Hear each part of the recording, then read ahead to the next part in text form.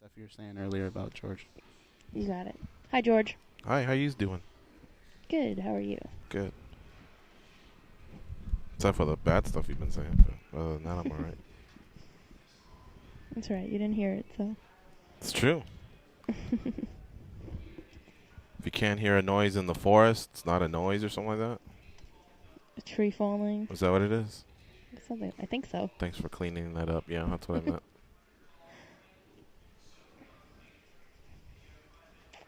See you.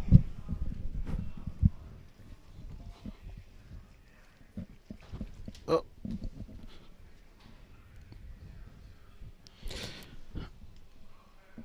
Hey, everybody. As you see up on the top left-hand corner, show hasn't started yet, but if you have any questions or want to chit-chat, we have a couple minutes before the show gets started. What's up, Corey Smith? Little pre-show going on. Yup. We got 3 fighters from this weekend's card coming up. UFC on Fox 23. That Road to the Octagon was on Saturday and Sunday with replays. Goes and I made a quick cameo there. We were with Valentina Shevchenko when she visited JBLE, which is Joint Base Langley, Eustis. It's an Air Force and Army joint base, yeah. We were out there for a few days with Ben Rothwell, Stitch Duran, Lorenz Larkin, and Valentina Shevchenko, and the Fox cameras 2 minutes. Followed them there, so we've done it was cool. A couple countdowns, that sort of stuff. Mm-hmm. But I thought what was cool, because people were saying, hey, we've never seen you on the Road to the Octagon. But what I thought was cool was they showed it on Big Fox. Yeah, that was awesome. Never been on Big Fox, so that was a little bit of a bucket list thing, I guess. What's up, Noah Hubbs? Douglas Madrano, yes, this thing's on. We're just not. So this is a little pre-show here. It'll start at a minute and a half, 90 seconds away. We got a little intro, then we'll start spitting game. Hello, Al Livingstone. Wait, is that an A? No, that's a J. Aj Livingstone. Aj? Aj. AJ. AJ. I'm just kidding. 1 minute. I actually wasn't kidding. I fall for those from time to time. You know, I was thinking Raj, Aj, so I made that connection. But yeah, it's AJ. But why wouldn't he capitalize the J? Because the J stands for something. I guess. You see what I'm saying? That's there should be a penalty. So in my defense, Aj wasn't so bad. There's a penalty for Victoria if it, in fact, is Aj, which the odds are more on your side, but she's probably I'm starting to feel pretty good. I hope he called in. Vincent Costa from Italy. You know what? Carmen Wetzel from Peru. Our mom's from Peru. If it's Aj, you have to run your fingers through Danny's hair. Me? That's or Victoria? Penalty. No, Fine. Victoria. And we'll video it, too. We'll Facebook Oh, man, her hands will get stuck in it. Can you imagine? Yeah, next thing you know, she'll be pulling out a yo-yo, a kazoo. Who knows what's in there. Kevin Hughes from Thailand. I've always wanted to go. Here it's paradise down there. One day I'll make it. All right, guys, 10 seconds. Here we go. All right, that's it.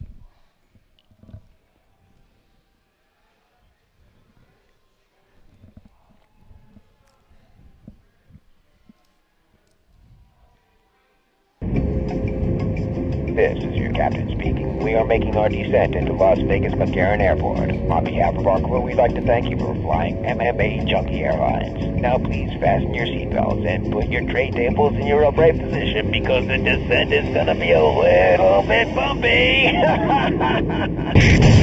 Alright, Junkie Nation, it's time to roll, baby, on MMAjunkie Radio with Gorgeous George and Gold. This is what we doing while we do it, baby. All night long, we rollin'! Yeah! The MMAjunkie Radio revolution is upon us. Can you dig it? There's no escape. No escape. Through the vast frontier of cyberspace and through a sea of stars in outer space. One small step for man, one giant leap for mankind. We've solidified our combat communication stranglehold. We are controlling transmission. With the use of MMAjunkie Radio and SiriusXM satellite radio technology. MMAjunkie Radio. Commence transmission.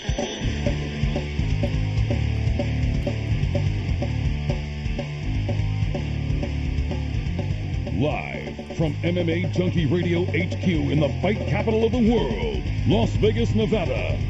Here are your hosts, Gorgeous George and Go. From the fight capital of the world, inside the beautiful Mandalay Bay Racing Sportsbook, you are listening to the MMA Junkie Radio Show, and I'm your host, Gorgeous George. With me, as always, is the devious and dastardly Goes.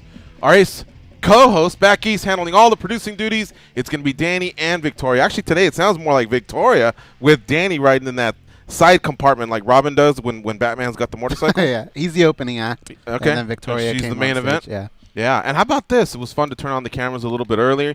Ben is in Lincoln, Nebraska. James is in Glasgow, Scotland. Oh, nice. Raimundo in Tennessee, Chattanooga, Tennessee to be exact. And it reminded me of the old days when the internet first started coming out. Not the late 80s when all the geeks had it. I'm talking about when normal people started getting AOL it. chat room. Yeah, the AOL, mid-90s. God, you remember that? Yeah, you had to log in, make sure nobody at home was using the phone. Nobody picks up the phone. Exactly. You get logged out. Yeah, because then they'd bump you right in the middle of cybersex, too. That was the worst. And so, anyway, it reminded me because everyone's like, you go into a chat room and then somebody always puts age, sex, location. Yeah. And then everybody would start chiming in, and all of a sudden you're like, oh, fuck, I was talking to a 13-year-old? Like, that's kind of weird. You know, nothing creepy or nothing, but just, hey, how you been? How's your day going?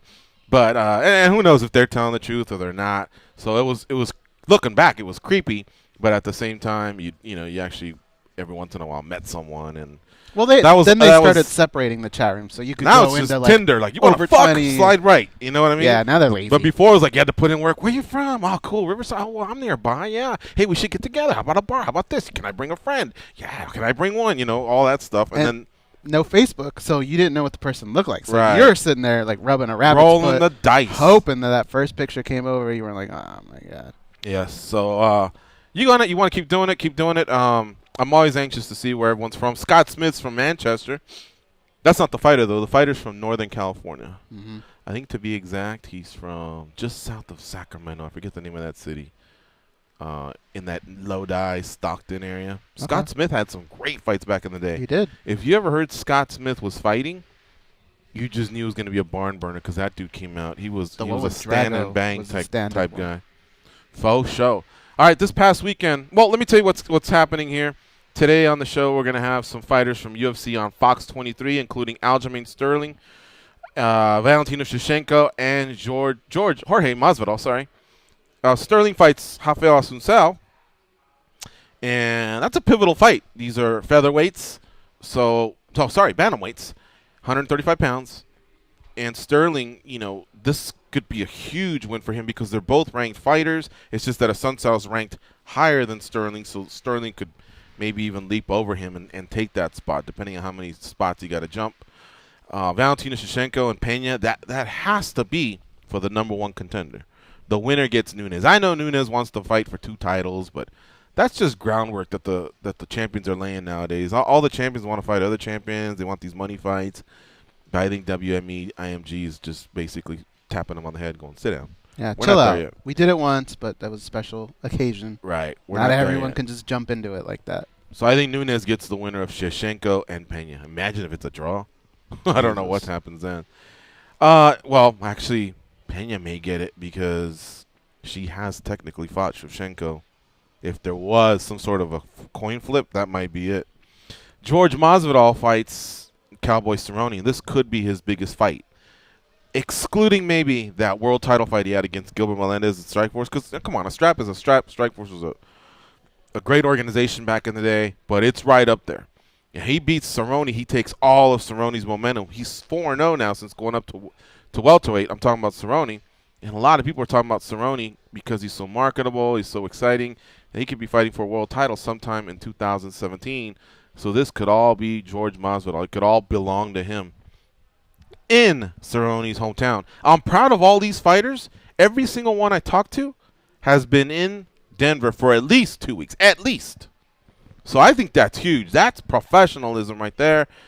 None of this, oh, I'll be fine, I got lungs for days. No, I think people really did their research and learned from history and said, no, how can I look back at the best fight I ever had? And it was he won the first round, I won the second round, and in the third round it was close, and in the end I started to diminish in energy, and the other fighter just, took it to me. It's no longer an excuse, right? When somebody says that, we all know. You should have done it. You should have known. Now, if you don't have the money to do something like that, I kind of understand. But, dude, even if you got to do Motel 6 or something, but it's almost not a fair fight if you don't get there early. I think everybody knows somebody nowadays. If you really pushed me, and said, hey, I need you out in Colorado Springs, and I honestly had no money, or in Denver, excuse me, I think I could find a way a week here, a week there, just from Junkie Nation connections. Imagine fighters who have training partners who have either lived there or know someone there, or maybe their jiu-jitsu coach knows someone there. You know what I mean? Where they could put you – they could figure it out. It's just a matter of working at it, hustling. But I think a lot of these fighters are already there and acclimated, and that's cool. What I saw in Mexico, hell, even combative athletes seemed like they were in decent shape. Yeah. But what I saw in Mexico at the last card, showed me everybody's kind of addressing this, and that's a good thing. Yeah, you got to do that. I mean, it's just part of the show now. All of the guests are in the second hour, so this first hour is wide open to call in. 866-522-2846 is the number to call in. We can discuss anything you want, including LFA 2, which took place on Friday night. They're off and running. Remember RFA and Legacy Fighting Championships, LFC? They combined. They're now LFA, and that's why you've been getting pretty stacked cards. Kind of sucked to see Richmond lose, Mike Richmond. Not that I'm his biggest fan, but I really appreciated him addressing, the anti-doping violations that he got caught for, taking it on the chin and being a professional handling it. So I just wanted him to maybe have a good comeback. But that other kid, he's got a good story too. Stojanovic or whatever. Tough. He's tough. You could tell he's got some boxing skills. You can find him on BoxRec, by the way. If you don't know, BoxRec is like the equivalent of SureDog or MixedMartialArts.com, where you can go in there and basically find out the history of any fighter in mixed martial arts. BoxRec, you could do that for them in boxing. You'll find Holly Holm. I think even Masvidal's got a fight or two. I think he's 1-0. Yeah. Anyway, so you could talk about that fight. We also had, Combate on Thursday, which we didn't touch too much on Friday, if at all. Apologize for that, because we definitely were pushing you all to see those fights on, throughout the week. But in that one, Steve Swanson lost to Gustavo Lopez. I think I did mention that in the main event. And, good for them. This is an organization that says they can be as big as the UFC in Mexico by the end of this year.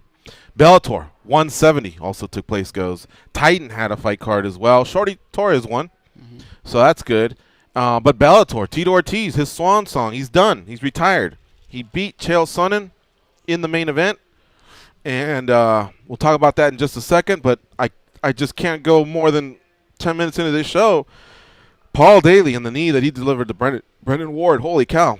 Dude, that was the whole card was a bunch of like highs violent. And lows. Yeah. That was definitely a high, and then it was instantly cut down into a low because Brendan Ward didn't look too good. Wow, that was they had scary. to carry him out on a stretcher. That was scary. I knew that knee landed close to the temple, but actually it was, let me see, it was his left eye. And, he basically kneed him, and we have it on the front page of MMA Junkie. There is this big old gash by his eye. I mean thick. I hope you haven't eaten breakfast or lunch if you're on the East Coast, if you're checking this out. But it's pretty graphic. He's okay, but that was scary. When they start bringing in the stretcher and you start thinking about all the good health reports we've gotten from all these cards, because like John Morgan said it, and I don't like to repeat it too often, but one day there could be a tragedy in that cage. We had a close one with Kimbo and Dada 5000. Yeah. But one day there is going to be a tragedy, and I hope it doesn't happen anytime soon. But it's such a violent sport, but at the same time, it's a violent sport with a safe track record. Yeah. Just look at the NFL. Look at boxing. I mean, there's a lot of there's deaths in cheerleading. Yeah. You and I disagreed a little bit on this, so I kind of want to get the callers' takes. All right. The first thing you do when you see Paul Daly's knee is you want to compare it to Michael Venom Page and what happened there. And so what I was telling George was I thought this one may have been worse just because he completely knocked his opponent out. His opponent went out flat. I mean, they both sucked. Both shots were big. They hurt. But he went out flat. Cyborg went down, turned around, and you could tell it was like kicking his legs like it hurt. But I thought this one maybe stood out a little bit more. It was like, holy shit. Mm-hmm. You still feel like MVP's was nastier, and I understand why. They're awesome. They're both great KOs. So even if you proved me right, I mean, that was such an awesome KO that I wouldn't mind losing to that argument or anyone else that said it. I guess when you get in these arguments, you split these hairs. What? And so the only thing I can say is that elbow that he threw before really wobbled Ward. So it was like that was maybe 10%. And, of course, the knee was the other 90. But he wobbled him, and I think that wrestler instinct came in. And once he was kind of wobbled when they broke away, I think he just thought, oh, I better get down, double leg this guy, and that's when he met Paul Daly's knee. And now, he sensed that. Paul sensed that. Yeah, I think that was the whole setup. Paul Daly just delivered it. The other one, I guess, my whole deal is, especially when Mike Bond sends out the monthly email, okay, KO of the month, sub of the month, fight. I always think, like, who really, like, stood out? Why did something stand out? I'll give you an example. There's Miesha Tate versus Ben Rothwell. This was actually sub of the year. Oh. And Miesha's sub was slick because she was getting her ass kicked. And in the biggest possible stage, a world title fight, in the 5th round, knowing she had to get a finish, she got it. She went for it. She got that takedown. She took her back, and she squeezed with everything, every ounce of energy she had, even when Holly Summers flipped forward. She hung in there and won a world title. The problem is when we start like these arguments, you know, Holly's not like a submission machine, a submission wizard or nothing like that. Whereas Ben Rothwell, it wasn't in a title fight, but the fact that he submitted the War Master, who's an awesome grappler, I think he's actually the heavyweight title holder at Metamoris, right? Don't they have belts or something like that? He's never been submitted. That really, really impressed me. So did the other one. They both did. But when it came down to it, I thought Rothwell's made that little bit of a difference. Just because if Holly was higher ranked, like a Brazilian Jiu-Jitsu brown belt or black belt especially, then I may have leaned towards Miesha because of the belt. So getting here to this argument, I would say I've seen knees flatten people before, but I've never seen a skull caved in like that. And that's why I thought maybe the strike was more potent. The result, like the picture that's taken afterwards where you can see someone just flattened out versus what you said, someone that wasn't, then I'd lean towards Daly. But I just thought the actual act itself, I was leaning towards Page. So we're looking at it differently because what I'm looking at is I think what made MVPs so bad was what we saw that came after the fight, right? The pictures of the skull crashed in and the x-rays and all that. But it also ended the fight. Yeah. But if you look at him just the fight up until, if you're in the audience and you see them both, I think you think Daly's is more destructive because the guy went out. He fell like a body just crashed to the floor. But once you find out what happened afterwards, you go, holy crap, that dude got his skull crushed. Then, yeah, I think I would lean towards MVP. Here's another thing I'll say. When Bellator repeated and they go, listen to the audio, I did hear one of those. But actually, Big John's going to be here tomorrow. He's going to co-host tomorrow, Big John McCarthy. Watch when you hear that one. That one's actually like a thud. Like you can hear knee bone to skull. And watch John's reaction. John even goes like, oh, like he knew. I don't care how this guy gets up or if his hands are ready to throw or whatever. Something's wrong here. He's done. And we'll ask him about that tomorrow. But I actually just caught that. I've seen like 20 replays of that one, and I actually just caught John's reaction to it. Like he just had this like, oh shit look. Like I need to really get in there. And really quick, just to go back to Miesha versus Ben, the reason why I voted Ben was I look at it this way. And it's nothing to take away from anyone, but I feel like a lot of people may have been able to do that to Holly if they were in that position that Miesha was in. I don't feel like a lot of people could put Josh Barnett out like that. A lot of people like who? If Ronda Rousey has her back, I think Ronda could probably submit her. Okay. Would Ronda have the wherewithal to be down in a whole fight like that? I'm just she starts to I guess crumble. what I'm getting at. Miesha had heart to get her there, and I'm not saying Ronda didn't, but I think Ronda, like in between those rounds, Miesha I guess accepted. Okay, this was the mission, and I'm not so sure Ronda would capitalize. I don't know, but maybe if she already got to the squeeze, yes, because she's great at submissions. But the whole process, you know. What I'm getting at is Holly is not known as a submission master. Right. Josh Barnett is. Right. So to do that to him, There's a lot of street cred. I voted for the one thing I would that tore me up a little bit on it with Misha, everyone was against her, including the UFC, because what they wanted was Holly to win that fight so they could set up Ronda Rousey. Nobody had Misha's back in that fight. She went in against the world and she pulled it off. Yeah. All right. Well, we could argue that one for days, but we're kind of on the same side there. We split on the other ones. But if you want to chime in, Junkie Nation, we'd love to hear it. 866-522-2846. In fact, these two have been waiting. We'll take these two calls, go on break, and then when we come back, we could do a nice run of calls after that. Let's do Brandon in Louisville. What's up, Brandon? Boys, how are you doing today? Good, man. Good. Real quick rundown of the weekend. LFA 2 needed more Menard. Bellator needed less Celentino. And I really do not want to see King Mo versus Rampage 2. But, guys, the reason I'm calling, I'm catching up on podcasts. I can't contain it any longer. Last week, you all go in about the gathering, and it's around the corner, and we're booking stuff. I know you said February 1st, GG. I'm committing early. I can't help it. The plane is booked. The hotel is booked. Tuesday morning, 9:15 a.m., I land in Vegas. And I cannot wait. Well, how can I contain that? All right. Yeah, and hopefully I did a lot towards the gathering this weekend. So I'm thinking maybe even by not this Wednesday, but next Wednesday when Letter of Intent Day comes out, I may even be able to just announce the whole goddamn thing. Really? Yeah. Okay. So Brandon in Louisville.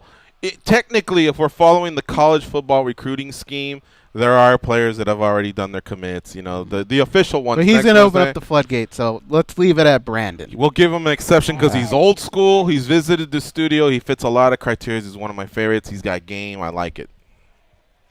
I've got the facts loaded in the machine. I'm just waiting till that data hits then. You know what'd be funny? Doesn't facts. the sportsbook have an actual fax machine? Yeah. If we kind of like came up with a template and then spit it out on the internet, bring them in as they come in. That would be funny. I bet you'd do it. Except he's not here on Wednesdays. Damn, that sucks. He's here on Thursdays, but it would be funny if it didn't bother them. Just to, something really. Well, we can have them. Yeah. I mean, maybe we can have them do it on Monday, right? And then he just gets them all and starts bringing them in. But it's also funny. We'll ask him. We'll ask him and see what he thinks of that. He might think, "Fuck you, that's a dumb idea." Yeah. Continue, Brandon. GG, yeah. How are we going to get to a fax machine? You want all your junkies going to Kinko's on that Monday? Well, there's some that can actually do it from their computer. Not everyone has to do it. It's not like if you don't do it, you're not in. But I just thought it'd be funny because Junkie Nation is hilarious to me. So I'd like to see the spin on it and see who would actually pull it off. Mm-hmm. But yeah, it's nothing official. It's just for fun. All right, guys. Look, I'm going to let you get on to it. I'm, again, so pumped for May. I can barely wait. I might sneak out in February just for a quickie with you guys. Wait, that sounded wrong. Huh? A short visit. Yeah, y'all have a good week. You too. All right, we'll see you. This is an old school name if it's the same kid that I'm thinking about. Julian in Miami. What's up, Julian? What's up, man? Yeah, of course, man. I've called you guys a couple of times in the past. Holy shit, how you been? Good, man, good. I'm calling out of excitement for the Shevchenko-Pena fight, man. I don't think a lot of people really understand how good Valentina truly is. I was just rewatching the Nunez-Shevchenko fight, so that's what really inspired me to call you guys. She definitely outlasted her in those 3 rounds, and with the altitude in Denver, I don't really see there being too much of an opening for Pena. A lot of people really underestimate Valentina's ground game.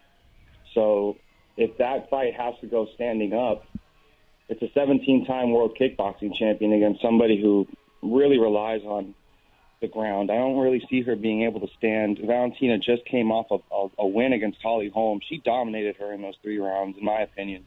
So, yeah, if you guys could touch on the Shevchenko-Pena fight and possibly after that, touch on the fact that a lot of people, including Dan Hardy, think that Chael Sonnen and Tito Ortiz fight was rigged. Dan Hardy was pretty adamant on Twitter about the fact that fight was rigged. So if you guys could touch on those 2 subjects for me. Okay, thank you. Thank you. All right. Where do you want to start? Shevchenko and Pena. Mm-hmm. The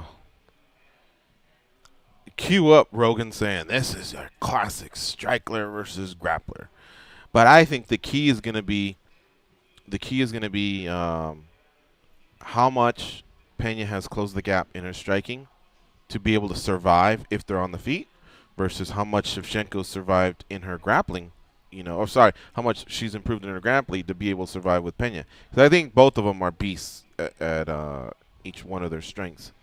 And I think Shevchenko is more savvy on the ground, at least to be able to defend herself and get the fight back to her feet, than Pena is in the striking department. Like, I don't see Pena finding an opening and being able to put Shevchenko down. Now, that said, if Pena gets her to the ground, it's not like Shevchenko just pops up. She's got to make sure she's either committed to attacking, like I always say, which I don't think Valentina is going to be, versus getting up. But that process takes a while. So if she's being grinded on and she only has 1 minute of striking to show versus Pena's 4 minutes of grappling, she really better turn on the damage. And Valentina's a counter striker. So she basically sometimes just has to get going and not let the fight always come to her. So she's got to make the most out of those opportunities. It is maybe best that she's a counter striker because that aggression may not allow Pena to time a takedown either. Mm-hmm. That said, this is a tough one, man. I'm leaning towards Shevchenko just because I think she's closed. That we know what their A strengths are. I think in the B strengths, she's closed and she can handle herself there. Versus Pena, like Julian said, she's I don't think she's got the skills to stand for 15 minutes with Shevchenko. Yeah, I don't think anybody can be wrong or right in their prediction here because there are avenues for both of them to win. The thing that stood out for me, though, is Valentina's been there a little bit longer in Colorado, and I think you're going to know early on which direction the fight's going to go.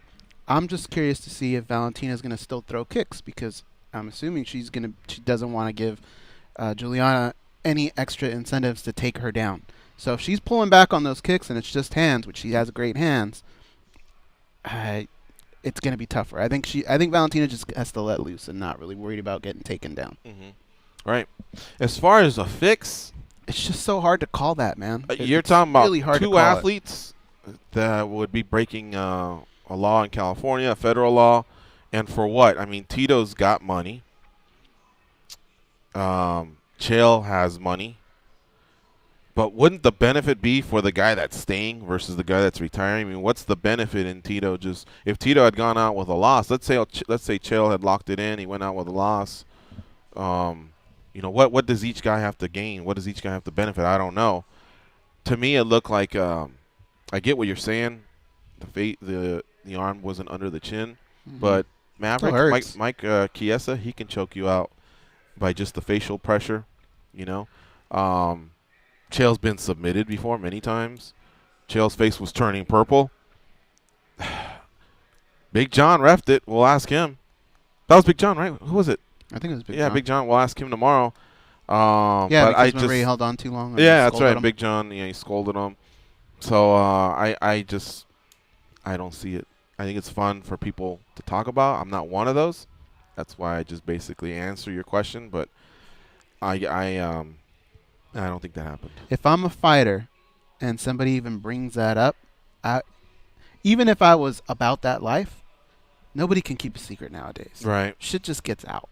I wouldn't trust anyone with that. So the promotion obviously wouldn't be involved because they'd be risking their license. It would have to be basically, what do they call it, a work between the two fighters. And I just don't understand why one would be doing it for the other. I think, if anything, Chael's the one that had the promise for his dad. Chael's the one that wanted everything Tito had. Tito's legacy's been set. He's a Hall of Famer. He of the two, I guess you would work it for Chael to stay and to take the baton and become one of, if not the biggest star in Bellator, not the other way around. So, I just don't see it. All right, folks, we're going to take this break. You're listening to MMA Junkie Radio on Sirius XM Rush 93. When we come back, still wide open. Take your calls at 866-522-2846. And don't forget, in the second hour, Aljamain Sterling, Valentina Shevchenko, Jorge Masvidal, back to back to back. Should be a fun time.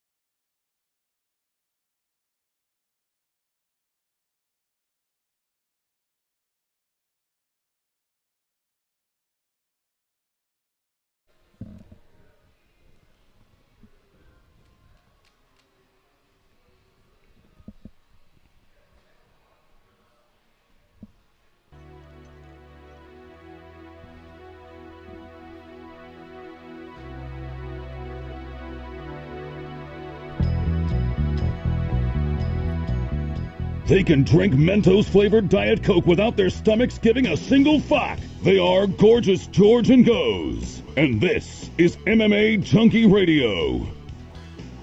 All right, we're back. Quick reminder for our guests later on. Aljamain Sterling. He's fighting Rafael Assunção.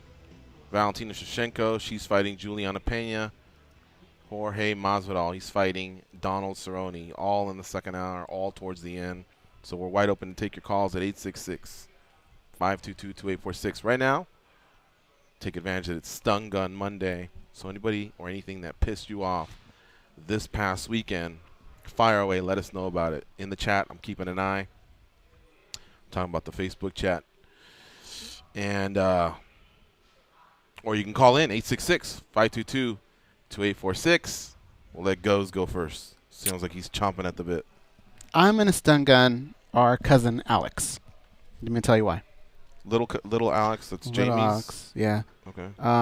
And you can decide at the end whether I may deserve like a half a jolt. But right. Here's what happened. I was trying to communicate with Alex from Chicago, one of our listeners who comes out here every once in a while. So I went to my phone, it said Alex.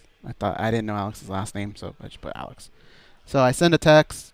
We go back and forth a little bit until the person says, hey, I lost all my contacts, so I don't know who this is. So I'm like, it's Goes, you big dummy, or whatever. So then it turns out it's our cousin Alex. Mm-hmm. And she writes back, hey, stupid, you know this is your cousin, right? Blah, blah, blah, something like that. Mm-hmm. And I'm thinking, all right, I kind of fucked up. That's on me. Yeah, you but deserve that. At the same time, you didn't know it was me either. And you gave me the whole I lost my account. Yeah, but usually that's bullshit, right? She probably didn't have my name in her phone either. So couldn't we have just touched the gloves and just backed off and said, hey, we're both dumb? Instead, she tried to stab me too. No, because we don't know her that well. Uh-huh. So I have to anybody I've never met, I take them at them being a decent human being. They start off with 850 credit. What's the highest? 830 or 850? On credit? Yeah. Like your regular credit? Yeah, your FICO. What's probably 850. 850. So she's 850 gold to me. Yeah. All I know, she's my cousin's daughter. Sweet girl. I just haven't seen her in years. So if she told me I lost my phone, then I believe her. All right? But the fact that you started off by communicating with an Alex, and I don't know if you were too lazy to figure out who's who. Mm-hmm. Is it just two Alexes, or is there Alex from Tennessee and Alex from Chicago, or cousin Alex? Like, did you do it so fast that you could have caught yourself? No. Because if you have two Alexes, then that's your bad for having two Alexes. It's just one Alex. So to top it all off, I may not even have the other Alex's number. I thought I did. Maybe I do have his last name. Because usually, if I've come across that, I usually go by zip code. I'll check it real fast on the internet, and if it says Memphis, Tennessee, then that narrows it down. Versus Chicago, Illinois, that might narrow it down. So I'd say it's back on you. I'm just not buying that. When somebody says I lost all my contacts or whatever, I'm just not buying it. I don't know. I'm the guy that just doesn't buy it. Really? Yeah. I lost all my contacts. Unless you get that message first. Because what I've seen, I'll give you an example. Daniel Cormier one time sent out a text, goes, hey, everybody, I'm changing my number. This is going to be the new one. Or I lost my number. They're kind of proactive. Mm-hmm. I think it's the people that when you hit them up and then they go, oh, by the way, I think that's somebody saying, I don't know who you are, partner. I still think it's your bad. You initiated it all. All right. All right. Victoria, what's your stun gun story? Or is Danny going? Who's going here? I'll go first. All right. So yesterday I produced 2 shows on NBA Radio. Those bastards. Get them, Ghosts. Yeah. NBA Radio. So, all right, go ahead. So I had, I was up 4:30 in the morning, got to work at 6, and when I went home around 2:30, I went to go visit my nephews, and as I'm leaving, I'm like, all right, guys, I'm going. I was tired. I was gonna go home and take a nap. My aunt's like, oh, can you just run to Burger King and then drop it back off for the boys?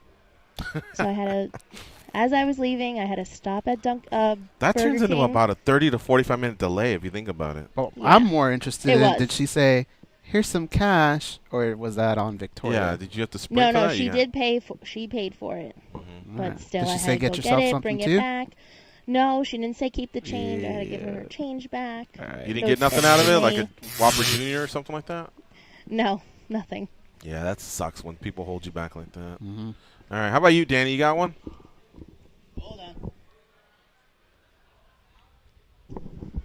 We're working with one microphone here. It's super weird. It's okay. So we sold out my show, my first show back since being in the ER. It was actually a week from when I was in the ER. All right. We sell it out. We find out right as we're going on stage that we sold out the show. There was a hard out at 10 p.m. because they were trying to double stack it for the night. They had like some big hip-hop show after us. Mm-hmm. Weird venue. And so at 10 o'clock, instead of being like, okay, guys, we need to rearrange the room and get everybody out, they kicked our fans out. Like, we didn't even have a chance to like say, hey, thanks so much for coming or anything like that. They cut the mics and they kicked everybody out. Everybody who paid to be there and stuff, they kicked them out, like angrily kicked them out immediately. So I'd like to stun gun everyone at that bar. All right. I just want to stun gun my buddies. We have this group text chat that where we update ourselves on stun gun those guys too. Stupid shit that we do in our lives.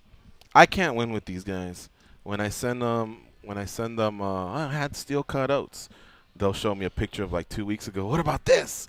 And 2 weeks ago, I was honest Dave Lincoln, and I go, slipped up at round table. Uh-huh. Don't throw it back in my fucking face. I already admitted to being dumb and saying slipped up, And basically, I teased them. I said, eating well, boys. But I went to Round Table Pizza and had the daily special where you get a salad and pizza. Oh, okay. Right. So I just showed them a picture of the salad, and they go, is that it? And I could have been a dick and just said, yeah, that's it. I'm good. Salad guy here. Instead, I go, nah, man, I'm at the old school Round Table, the one right by the house where we grew up. Mm-hmm. And I showed them a picture of a little pizza, right? Which is a whole other story, by the way. So I don't get it, man. Like, just give me the pat on the back. I had steel cut oats, for crying out loud. That's a step up from just oatmeal. And then if I have a workout, once again, I didn't lie to him. Had a light workout, which I did. I was doing some push-ups and some squats and some stuff like that. Oh, man, no, you got to go heavy until you fucking are drenched in sweat. Yeah, bitch, I just didn't do it today. But I had steel cut oats while your ass was getting drunk. I don't know. It's supposed to be like a motivation thing. Mm-hmm. Instead, it's just an opportunity to slam old GG. And I'm the only one that's putting out his weight. And I'm the one with the heaviest weight. So I'm the one putting myself out there, yet I still get slammed the most. I just don't get it. But they're like that. You should know that going in. Like, you should probably never post anything like that again because they're not going to change. That's them. I suppose, yeah, but I don't know. So I'm thinking of bowing out of the group text just for a little while, just to, hang back, do my thing. Because watch, Skinny G's coming. He's going to sneak up on everybody. I'm letting everybody know that. In fact, this is a good opportunity to just let everyone know that with the Junkie Gathering coming up, I think we've done it in the past, kind of like that final push. What is it, like 4 months away? Yeah. February, March, April. We're 4 months away from the Junkie Gathering. Apparently I don't have that same cred that Alex has. What you mean? I told you it was 4 months. Why'd you have to count it? Oh, 4 months. Yeah, sorry. 4 months away. Because, yeah, we're in the third week of January, so we're about 4 months away, which is 16 weeks, probably with the extra 31 months. We're maybe 17 weeks away. You can make a final push. So when you get here, you're feeling your best. You're in great shape. Your clothes are nice and draped and feeling a good time. Because I'll tell you something. In the summer here in Vegas, it can be really, really, like, agonizing, being a sweaty bastard and all that. So why not come out and have full energy? That way you can go strong all the way till 5 a.m. and not have any excuses. Oh, my back hurts, my leg hurts. Get out of here. I don't want to hear that. Knock off 20 or 30 pounds like the rest of us. I'll tell you what. If you guys are stun gun all three of them individually, Gabe. All individually? No, leave Gabe out of it. Just two. Squid and Woody are the worst. Oh, yeah, they're terrible. And I've actually laid back. I should really be delivering the hammer. If you notice, I didn't say too much cowboy shit. Right? And they had their little 13-3 run. And I just kind of gave it to them a little bit, but I could have definitely been worse. So if anything, they should be treating me with like white gloves or something because I should be burying them jacks. I'll tell you what. I don't want to hear anything from Junkie Nation about, hey, I'm tired, it's been a long night, because we do everything you do, but on top of that, we do a fucking show the next morning. So I don't want to hear it.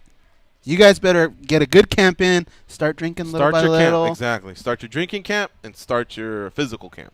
Let's talk to Dior in Virginia Beach. What's up, Dior? Hey, how are you guys doing? Good, and you? I'm doing good. I just have two things. All right. The first thing, I want to know what your guys' opinions were on the fight with Wonder Boy and Woodley. Did you actually score that as a fight, or did you have one of the two fighters actually winning that, and you thought the judges got it wrong? That's a good question. I don't remember what I said. The night of, I thought I'd lean towards Woodley. I leaned towards Woodley, but I remember saying there's a lot of times where me and George look at each other and we score a fight and we go, this is the way we think it is, but this is the way we think the judges will interpret it. Right. And I think that night we both leaned towards Woodley, but we said I could see them maybe calling a draw. I remember Woodley was taking round 5 off, and I kept saying, if they scored a certain round this way, he better be careful. He should be pushing on the gas, trying to win round 5, because you don't know how they scored. And then I quoted some earlier rounds. I just don't remember them now. But I remember thinking, if they scored it to Woodley, maybe it was the first or the second, I can't remember what it was, then he should still be able to hang on. But I remember I thought he was playing with fire in round 5, which Thompson did wind up winning round 5. I don't think I scored it a draw. That's for sure. So how do you guys see the rematch going? That's interesting because when the fight ended, I remember thinking, man, Stephen Thompson is walking out of this. Both are walking out with a draw, but I think he's walking out with a little bit of momentum. Yeah, me too. And I feel like he could tweak a few things and be okay, as where Woodley has to change quite a few things in this next rematch. Where he took his biggest shot, that's for sure, a couple of times. And those big shots, if they land, who knows? He may not be able to take them. I don't know. We'll see. But I think Goes is right. I thought Thompson solved a little bit more of a Woodley puzzle than Woodley did of a Thompson puzzle. But Woodley has one thing. It's that knockout power. The only problem is not just in this fight. In other fights, he just takes these long spells off. And in doing so, I think he gives away rounds that he could win. Mm-hmm. So if Woodley can somehow just be more active, then I think it's Woodley all day just because of that power. If they keep exchanging strikes, I just think one guy's got devastating power. The other guy's more of a volume guy. And I don't know if Woodley's just managing his energy or what he's doing. And I also think that Woodley's leaving at the table, that wrestling. I think he needs to wrestle more, at least threaten to wrestle more. Because when he doesn't, then Thompson just finds himself in a little bit more of a groove. To be fair, though, a lot of people probably would have tapped when Thompson was on the bottom getting choked. And I think a lot of people may have been put out by some of them shots that Tyron landed. I mean, gun to the head, who are you going with? Give me Tyron, gun to the head. Yeah, me too. Gun to the head, I go with Tyron Woodley. But there are definitely a lot of walking things in with more weapons that Thompson can capitalize on in the rematch. Definitely. Yeah. You had another question, or is that it? The last thing I want to know, how do you guys see Jorge and Cerrone matching up? And honestly, I think my prediction for that fight is Masvidal is gonna get a TKO victory over Cerrone. I think he's faster, he's more unpredictable, and I think Cerrone starts off a little too slow. All right. Thank you for the call, sir. All right, listen, hang on to that thought, let's take this last break because we're sneaking up here on the end of the hour. You're listening to MMA Junkie Radio on Sirius XM Rush 93. We'll let that little answer marinate, and we'll come back in 2.5 minutes, and we'll talk about Masvidal and Cowboy Cerrone. I think it's going to be a great fight, and there's some attributes that Masvidal has, or lack of, I should say, that Tyron Woodley, they share something, and that's something I'll touch on when we come back.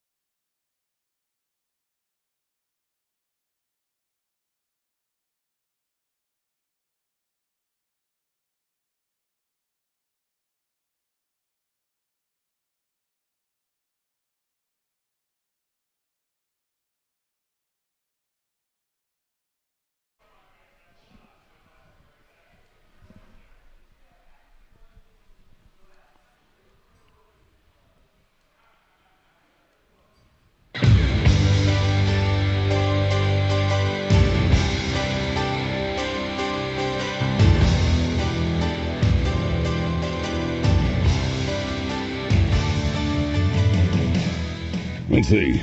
Up, up, down, down, left, right, B-A, start. You told me that code would get rid of them. Yeah, well, they're still here. Okay, but now they know I tried to kill them. Hold on, Mom. Here Georgian goes. All right, we were left with a question from Dior from Virginia Beach about Masvidal and Cerrone.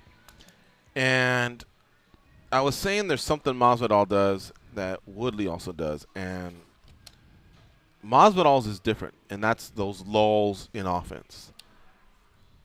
Masvidal does it because he's a counter striker.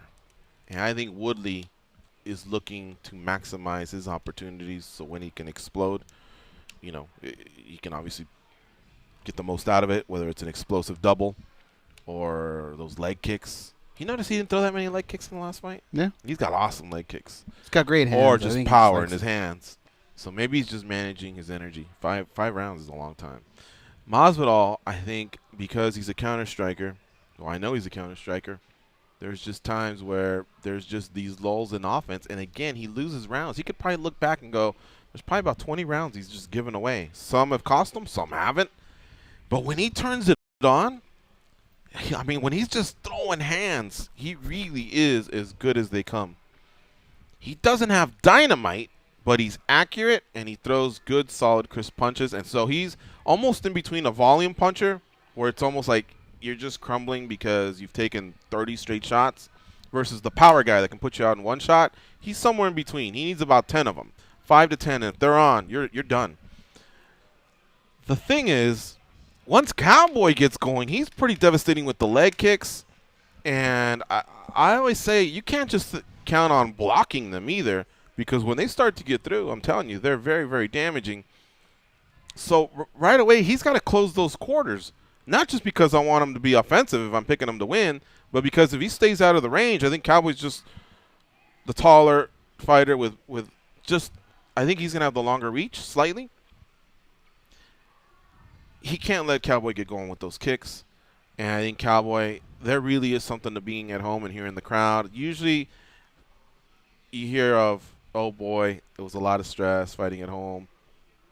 That gets trumped by about 9 times hearing, oh, my God, I felt the energy fighting at home was the best. And I think Cowboy's one of those that'll thrive on it. So Masvidal's got to take him out of it. He's got to win round 1, because if there's one thing that Cowboy has gotten over but can revert to, it's the mental game of kind of like crumbling and breaking. So, we'll see, man. But wrestling, I don't discount Cowboy. He's worked hard on his wrestling. I think it's pretty close to even. I know Masvidal had at least a wrestling background in high school, whereas Cowboy didn't. But neither one uses it much.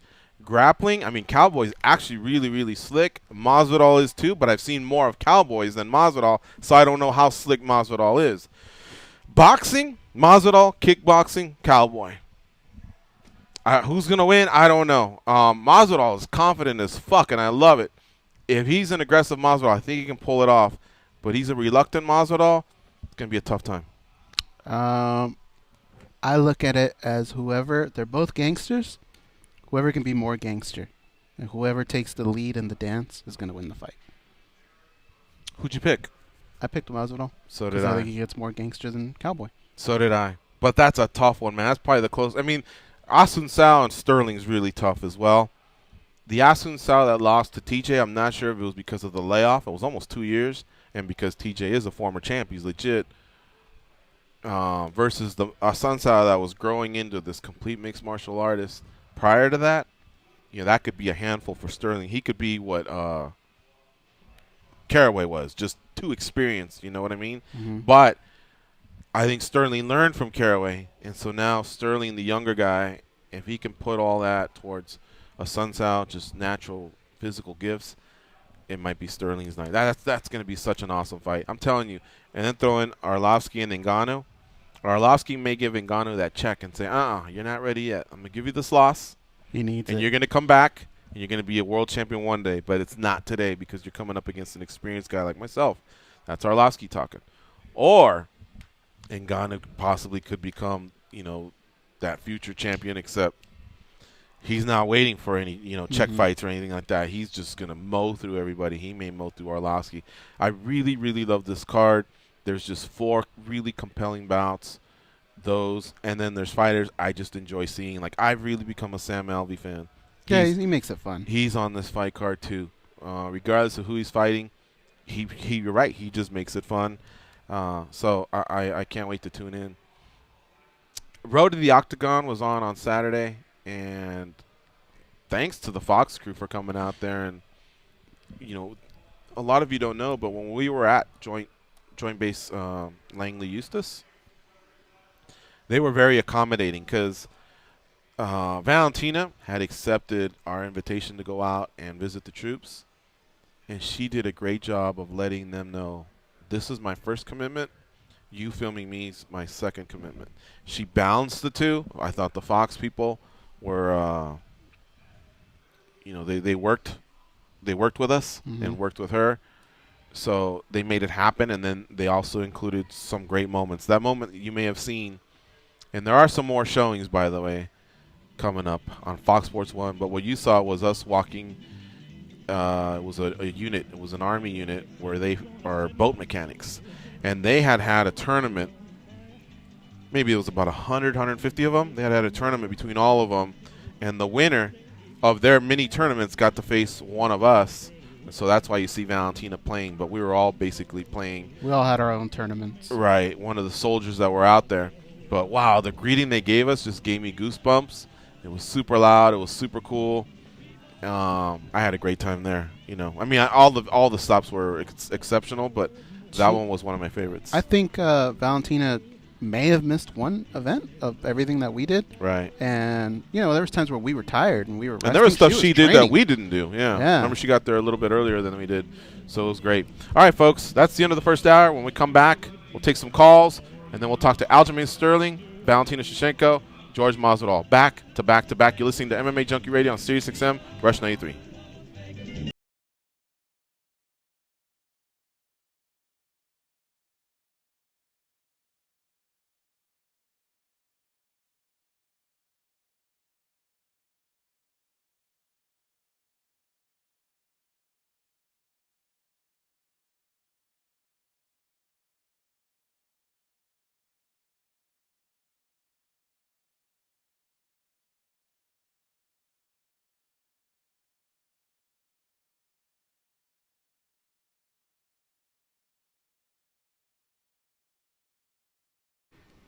Go ahead, George. Go ahead. I can't see them. Can't see them what? It says we'll be right back. Do I refresh? Yeah, no, it's just on delay. I thought you're talking to the people who are leaving comments, right? So yeah. Just talk. Okay. Facebook audience, what's up? This is a 4-minute break. 3.5 minutes left. So just letting you know that we're still here. If you have any questions, fire away. Now's the time. I know some of you can't get to a phone, or maybe you're too lazy to get to a phone, or maybe you're too high maybe you're to get to a phone. Maybe you're too shy, maybe too high. I don't know. But somebody was saying Masvidal's the decision king. Yeah, he is. He goes through a lot of decisions, and a couple of them bit him in the ass. I think Benson Henderson was a split. Ayakinta was a split. That one hurt. That was in Virginia, I think. There's a few of them that have been split decisions that were winnable fights. And it's those rounds that you leave out there, man. Larkin fight was kind of close, too. Yeah. Let's see here. Martin Stabilo from Hawaii. What's up? How you doing? Talk about Arlovsky. Arlovsky, look. Arlovsky is a power puncher. And if you watch those highlights where he was just on a roll, I'm telling you, man, if he touches you, he usually needs 2 or 3 punches. Long gone are the days of just one sock to the jaw and that's it. But if he puts something on you and you don't react well to it, and you're not moving your head or covering up, and he follows it up, that could be it, man. I'm telling you.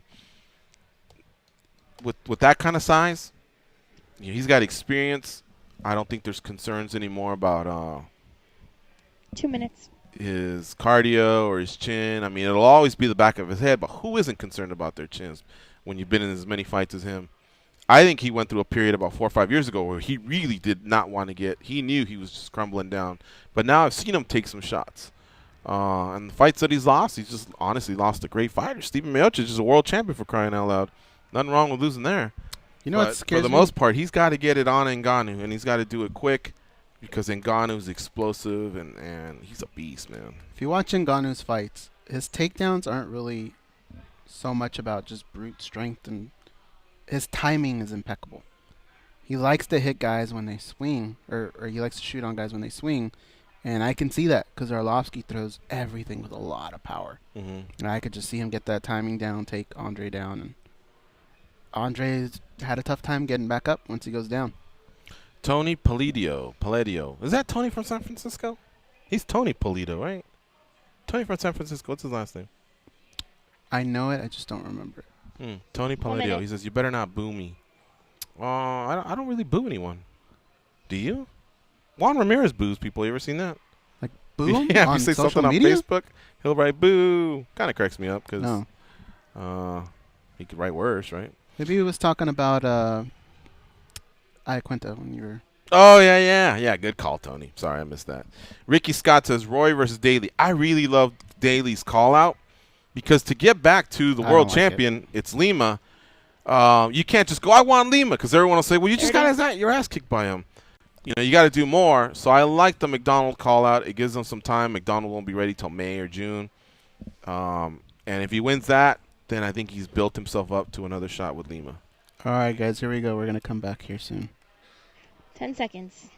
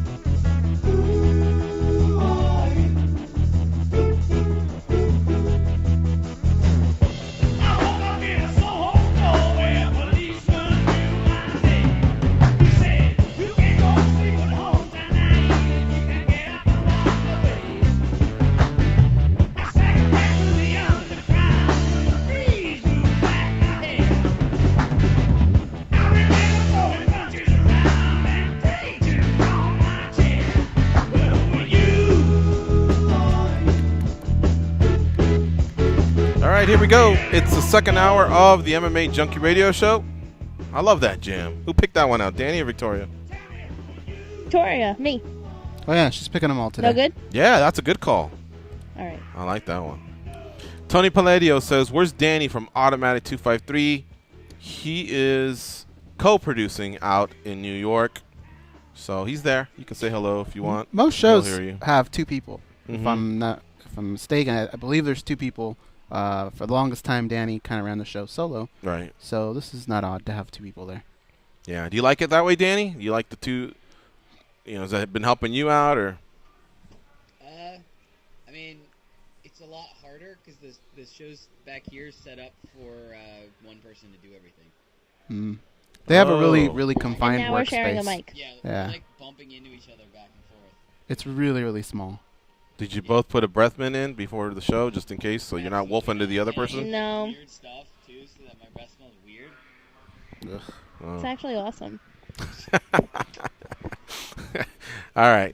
866-522-2846 is the number to call in. You didn't like the daily call out, huh, Gus?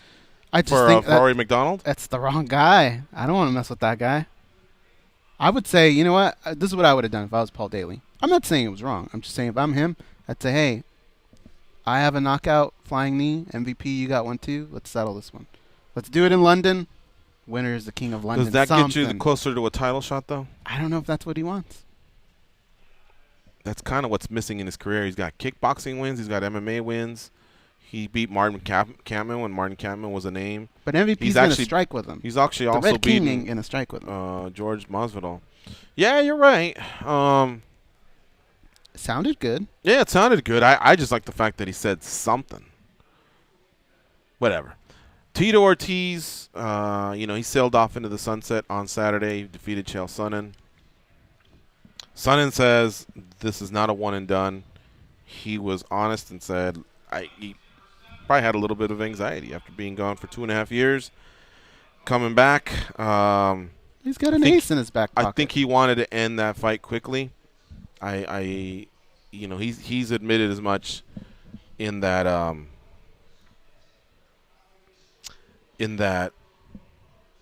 Jesus Christ, somebody just friended me on Facebook and they're already calling and bugging.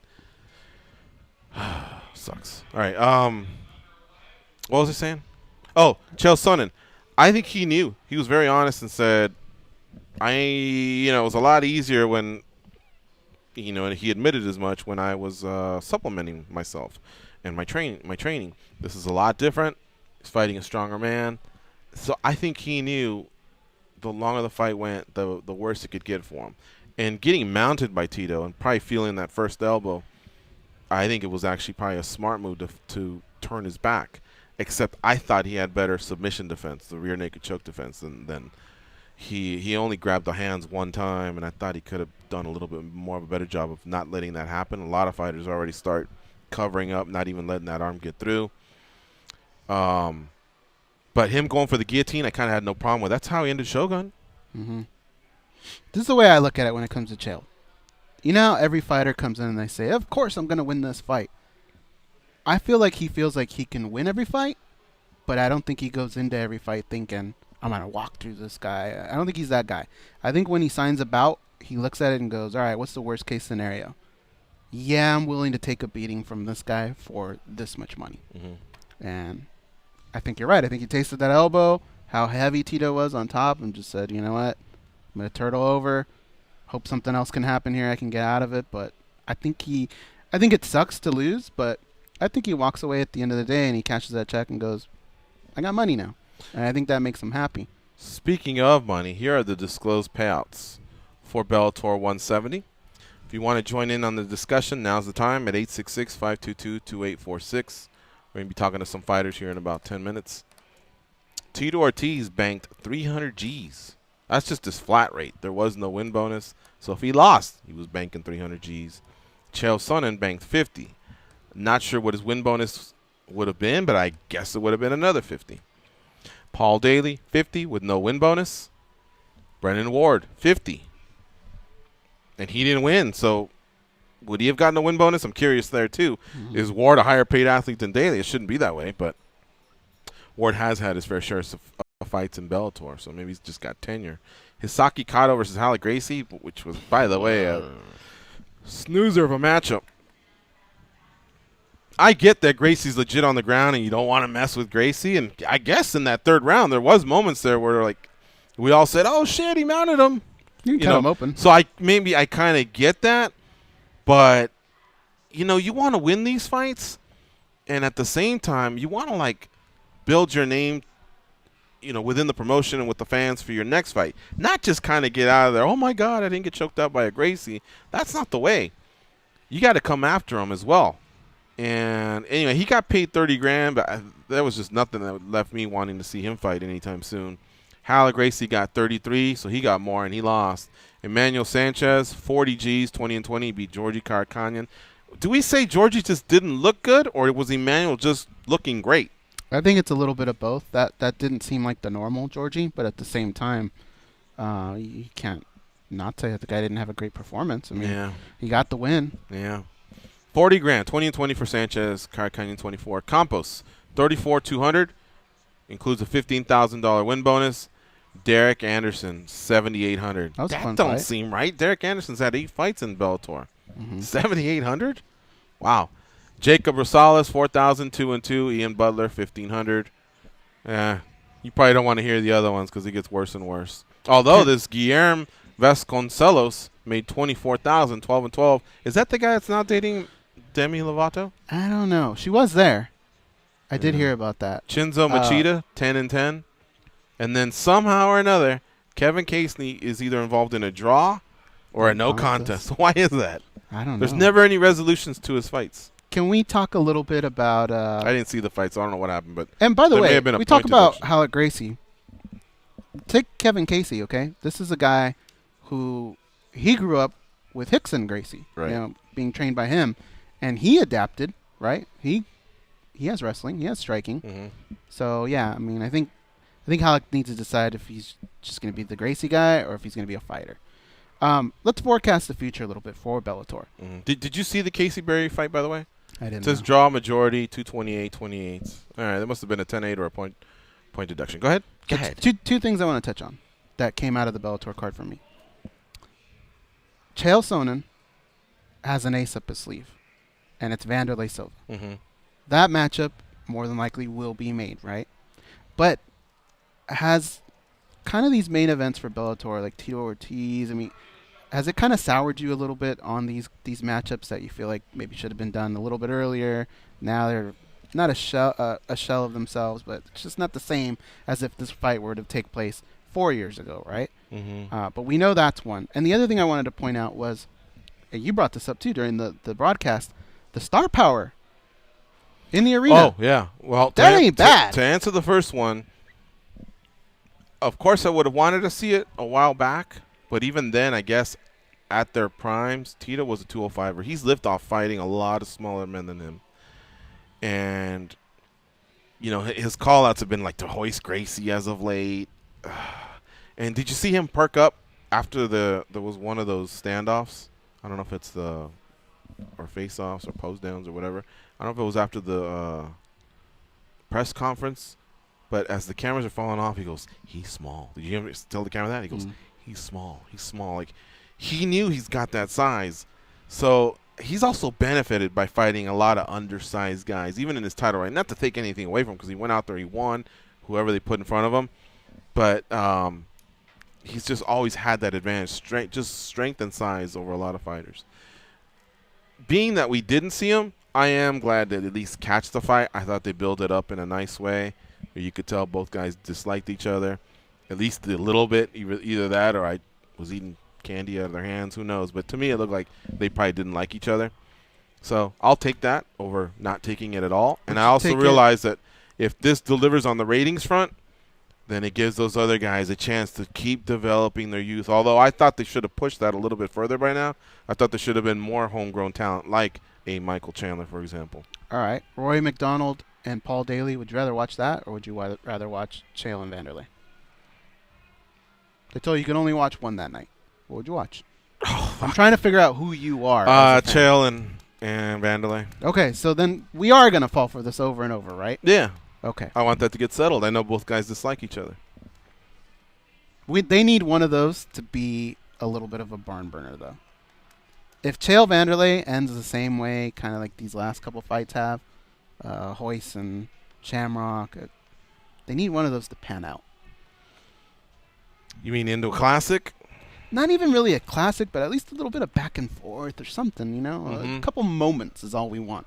What did you think of Kimbo and Dada? Just put the technique and the skills aside. It went back and forth. A lot of people expected Kimbo to just wax Dada. Uh-huh. Dada at one point started turning the tables, and then he wound up losing. So it did have a back and forth technically. Also, Ken took down Kimbo and attacked, his neck? Mm-hmm. Right? And then Kimbo came back and won. So are you saying more of a high-level tactical back and forth? Yeah, or just a back and forth? Something that resembles what we remember of the two fighters. You're not going to get that, I don't think. See, that's the problem, man. So they got to get to some of those guys a little earlier. Yeah, if it keeps up. Like Rampage and King Mo, it may be too late for that because Rampage, I don't know what he's going to come in at. Is he going to come in at 225? Because that's basic. If he comes in at 225, well, it's like a 205er that rehydrates, except he didn't work to get to 205, so don't expect the same. But I don't know, man. I hear what you're saying. I'm rooting for it. I want one of them to pan out. I understand why they do it. When I see it, I get excited. That's how you sell your product, and we need Bellator to be big so that they can challenge the UFC. When they challenge the UFC, it makes the UFC better. Mm-hmm. All right, I'll tell you what. Let's take this break early because next thing you know, we'll be up against the clock, and we got to be really careful. We got a couple breaks to take, and we got 3 guests in a row. Aljamain Sterling, Jorge Masvidal, Valentina Shevchenko. Excuse me, Shevchenko before Masvidal, but you get what I'm saying. 3 of them back-to-back, and I don't want to mess it up. You're listening to MMA Junkie Radio on Sirius XM Rush 93. See you in about 5 minutes. 5 minutes.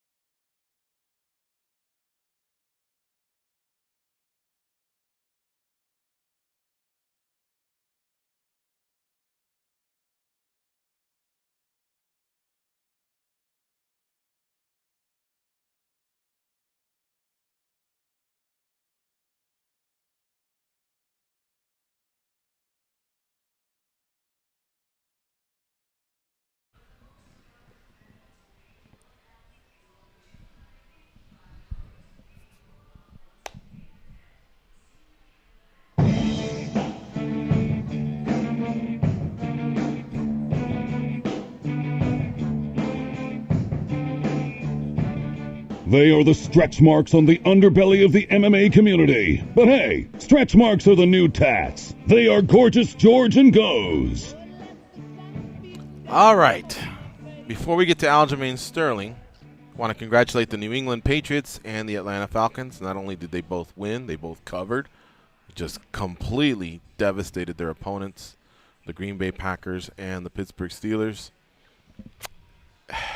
I believe I saw that the Patriots are favored by -3 with a total of, did you happen to catch that, Goes? 52 or something like that? Is it there? I don't know. I don't think it would be up there, though. It's 59. Holy shit. 3-59, the Patriots are favored. So, 3-59. Seriously, congrats to those teams. The Patriots, I mean, that is quite a dynasty the last 15 years or so. I think closer to 17 years. This will be their 7th overall. No, they lost a couple in the 90s. They may have been to the Super Bowl like 9 times. They lost to the Bears. That's right, the they Bears. Got destroyed by the Bears. And I think the Packers took them down too, right? Or somebody? Yeah, I think so. But in the Brady era, I know he's 4-2. Oh wait, didn't the Giants take him out? Yeah, so he's 4-2. So just in that era, this era right here, where they've been at the top with Belichick and Brady, this will be their 7th Super Bowl. So Brady can go for his 5th ring, which I think, despite the 2 losses, would probably make him the official greatest ever. Some say he's the greatest ever now. I don't have a problem with that argument. I stand by my guy Montana, 4-0. Never lost the Super Bowl, but still, a 5th ring kind of makes a difference despite the 2 losses, because the 2 losses are close. He's this close to being 3-3 in Super Bowls, but this close to also being 6-0.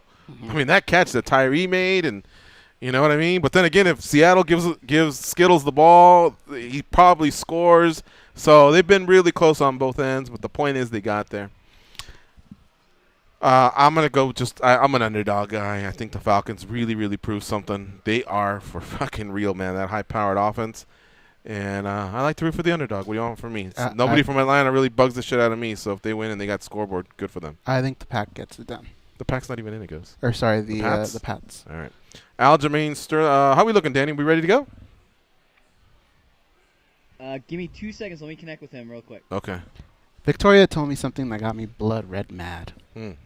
She said Tom Brady wears Uggs. What? Yeah. The He-Man shoes? That's true. He does. He wears those. How do you... He does not wear that. Yes, he does. Can you pull up... Men wear Uggs? I thought that was what chicks wore. Do men's Uggs even exist?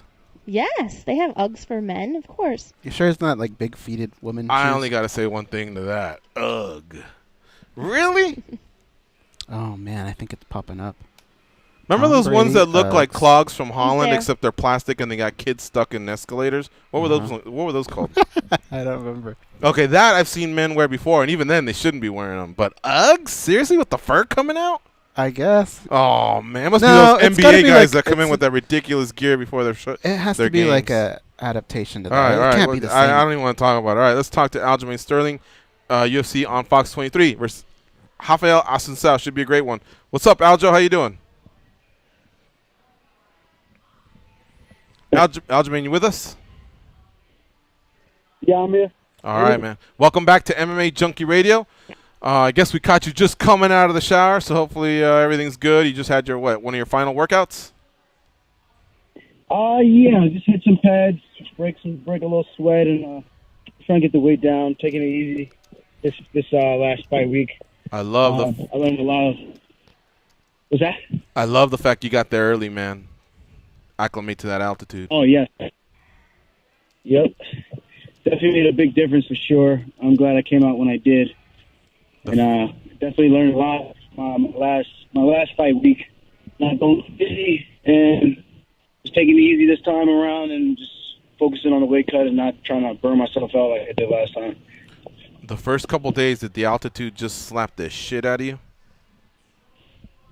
You know, it wasn't actually that bad. When I got here, I was in pretty good shape.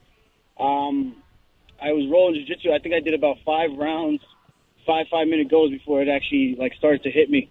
When I started breathing heavy, I was like, all right, I think I need to sit one out kind of thing. Mm-hmm. But I think I ended up getting sick the second week I was out here for 2 days. I think my body was just coming down with the change and everything, and as soon as I kind of adjusted, I kind of started feeling better right away.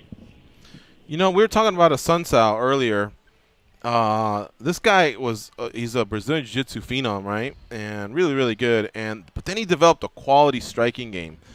But man, when you're off for almost 2 years and you come back, you're not going to look as good. Not too many people can actually bust through and look awesome. I think Dominic Cruz is one of the few I've seen do that.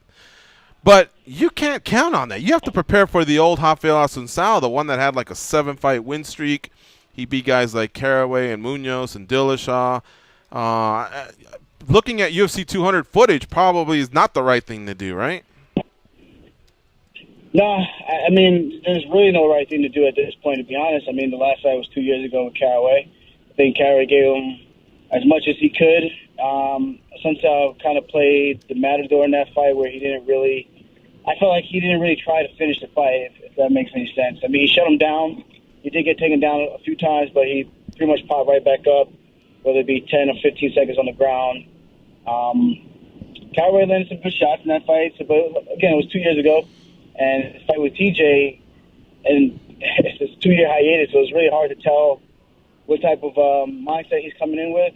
I know he likes to make jokes about my chain and call me Mr. T and stuff like that. Well, I hope he's not making jokes about my actual skill set, because I'm not making jokes about his, and I hope he's ready. I hope he's ready for this weekend. Aljamain Sterling, our guest here on MMA Junkie Radio. He's fighting on Saturday, folks. Big Fox. It's UFC on Fox 23. Aljamain, you brought it up, one of the first things you said, you don't want to make the mistakes that you made in your last fight. Can you kind of talk about some of the lessons that you took from that? Well, the major one of big concern to me was when you're ready, you're ready. When you put in all the work from a training camp, you have to trust and believe in that. And although I just felt like I needed to do a little bit more. I needed to do a little bit more, and I kept telling myself just a little bit more. And ultimately, I was doing 2-day workouts all throughout the fight week. And then during the day of the fight, man, it kind of sucked. I did like a 6:30 morning workout, did sprints, did a burnout, got breakfast, took a nap, woke up, did another hour workout. Matt Serra came and said, you should probably save some for the fight. And I was like, no, I just want to go through these positions again. And it wasn't like a going through the motions kind of thing. We were actually going, And then I did another workout before that, which was the actual warm-up. And I learned a valuable lesson, man. I needed to just trust in what I was doing, what helped get me to where I am today. And that's just focusing on the task at hand. I mean, the work is done. Once the work is put in, the work is put in. And I think I kind of shot myself in the foot, and that really, really played a big factor with me gassing out so early in that fight, which sucks, but it's a big learning lesson, It's one of those things that I think helped me improve this training camp, and I'm excited to show the world what I can do when my gas tank's not on E. I've heard some fighters say that being undefeated brings a little bit of stress along with it. Losing that fight, did that relieve a little bit of that stress? I mean, to be honest, I don't think there really was any stress. I didn't really care about the record. It was more so about the performance. That's all I really talked about. People asked me about the undefeated record, but I didn't really give a shit about that. I always cared about how I performed when I stepped into the octagon. Whether or not I let my hands go, whether or not I used my jiu-jitsu well, my wrestling well, meshed everything up together, that's really all I care about, going out there and getting finished, because that's what I kind of prided myself on. I go out there to try to finish fights, not to try to squeak by with points.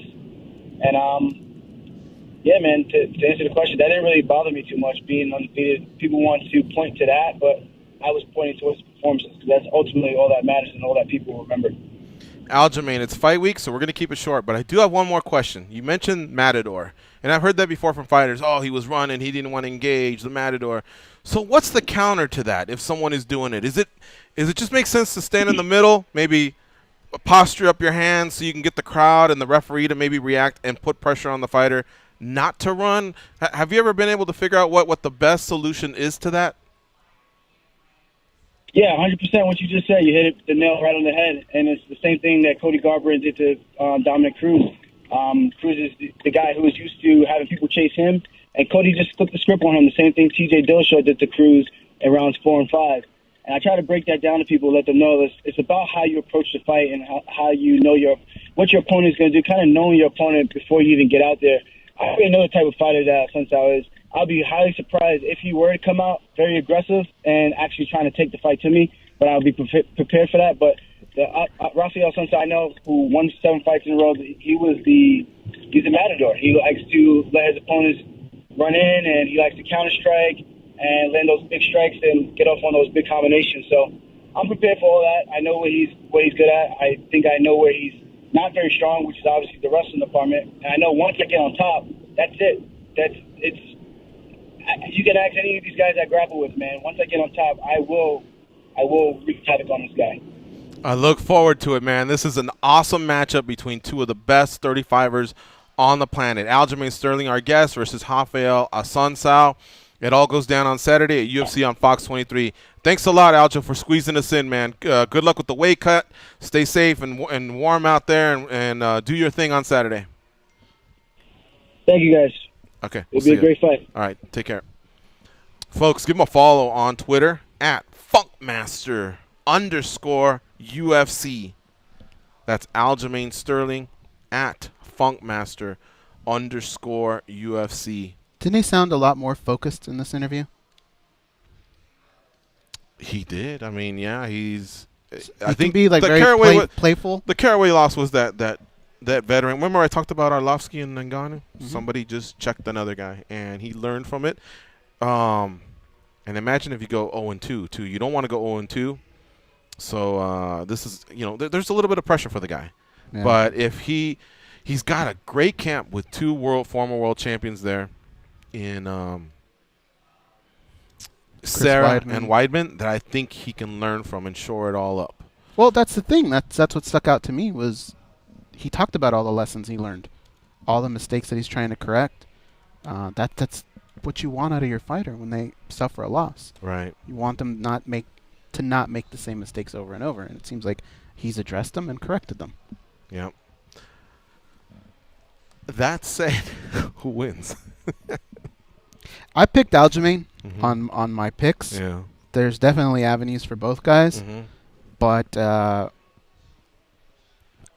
feel like he's just young, man. I think the sport's going to start to catch up to Rafael a little bit.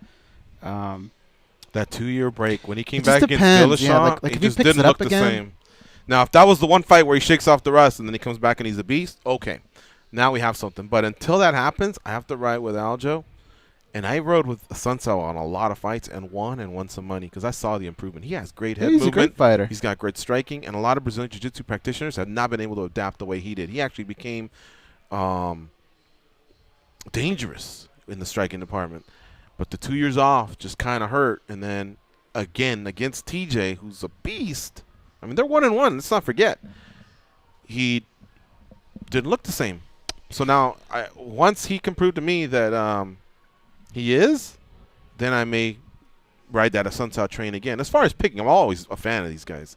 But right now, it just seems like I think Sterling, prior to Caraway imploring his game, I mean, he looked pretty dynamic. This is a guy that also has a wrestling and jiu-jitsu background. But do you remember those kicks he was throwing at Caraway? He almost had no answer early on. That's what I was going to say, is not a lot of people have done that to Caraway. Did you see the grip that he had on Caraway? He just couldn't shake him off. Yeah. Not very many people do that to Brian Caraway. He does that to other people.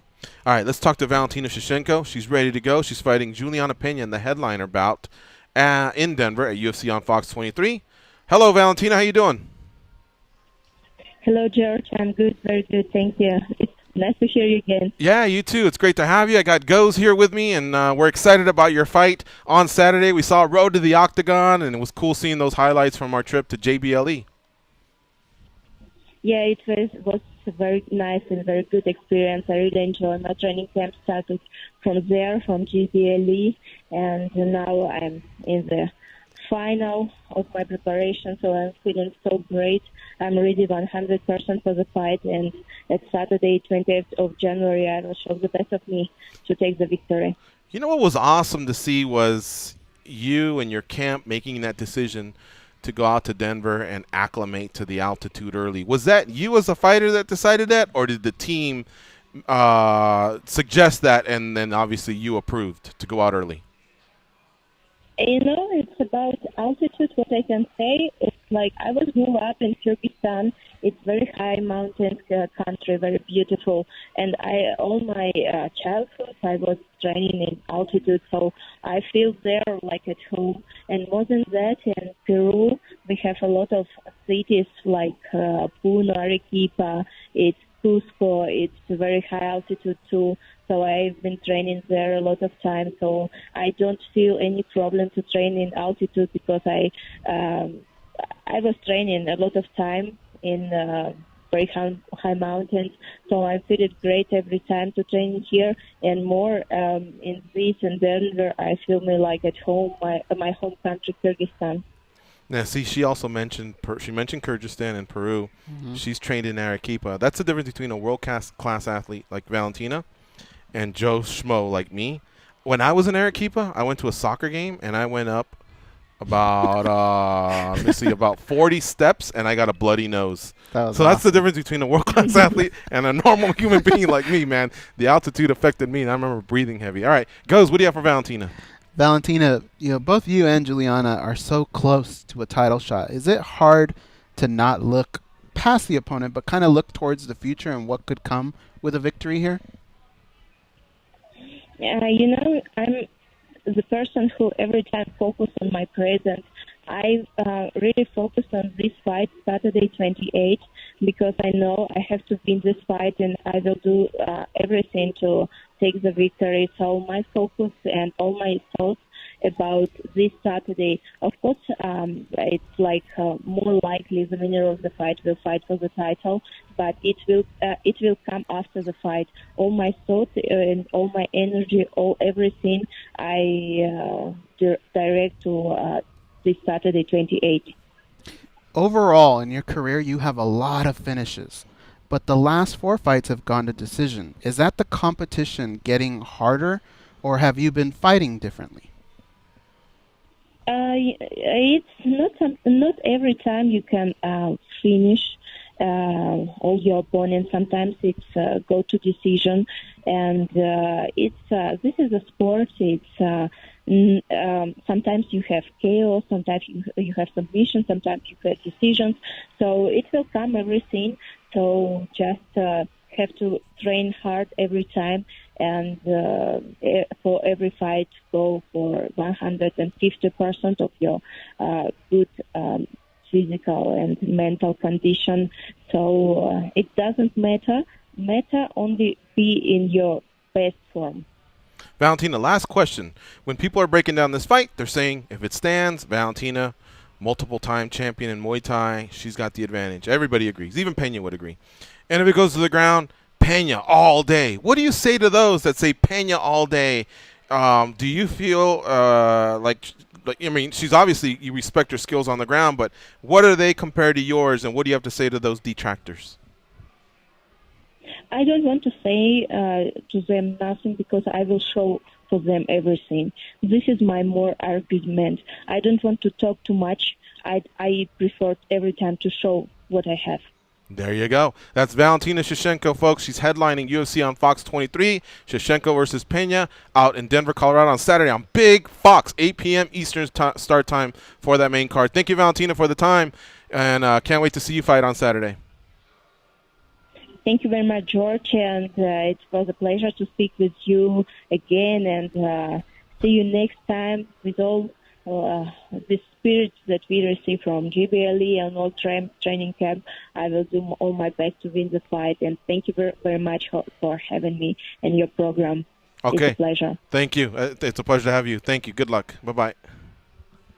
Bye. Such a nice person, Valentina Shevchenko. I wish her the best of luck against Juliana Pena. What a great fight. I'm pumped right now. I wish they were fighting today. If she wins this fight, she kind of owns Fox, right? As far as females go? Yeah, you're right.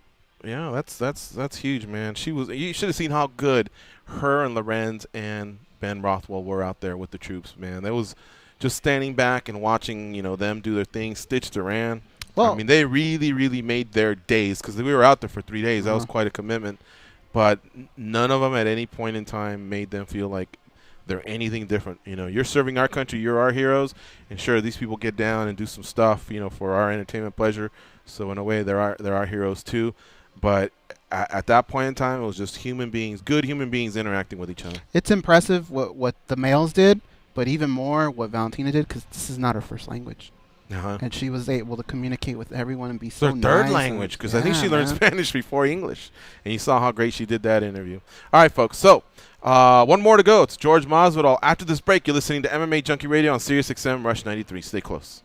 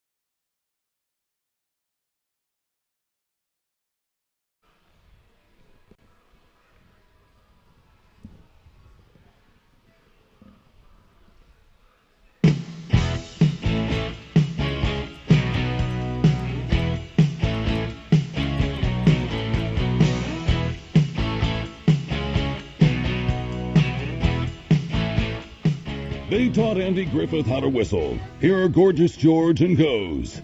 All right, we're back, and we're coming down the home stretch of another fine edition of MMA Junkie Radio. I want to thank our first two guests, Aljamain Sterling and Valentina Shevchenko, back-to-back. They knocked it out of the park. Jorge Masvidal will be our last guest. Also, shout out to Victoria and Danny, because that was seamless. It was smooth, and they did it, man. Great job, guys. So now let's bring in Jorge Masvidal. What's up, George? How you doing? What's up, George? How you doing? Man, how you doing? I'm doing all right. Doing all right. Damn. What So we don't know what he said. We don't know what he said.